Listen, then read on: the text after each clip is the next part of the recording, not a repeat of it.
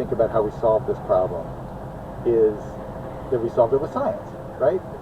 We made milk safe to drink because of a technique that was invented by a scientist named Louis Pasteur, and that technique is so famous that his name is literally printed on every carton of milk that is sold practically today, pasteurization. But in fact, the story of milk is a story about the limits of science to solve problems, in the sense that Pasteur came up with the technique of pasteurization in the middle of the 1860s, but it didn't become a standard for milk sold in the United States until around 1915, like half a century later.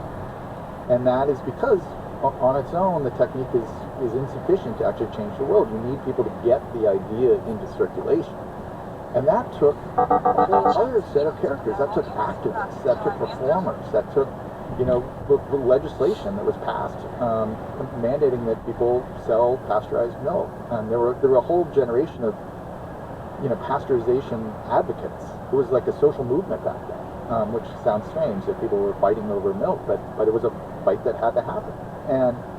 And it took institutions like what became the FDA and things like that to mandate that pasteurized milk was on the shelves. And so when we think about innovations that drive progress, right, part of it is you have to come up with scientific breakthroughs like pasteurization, but you also have to invent things like the FDA, right? These are things that didn't exist before and that now, for the most part, make life better. We don't think of them as innovations because they're not a flashy startup or a cool new gadget, but they're a part of our history of progress as well. So it's really another case of where it's a story that wants to be told with one hero, but that is actually wrong. There are thousands of heroes over a half-century process for this thing actually to become real at scale. We're going to take a quick break, and we'll be right back with our conversation.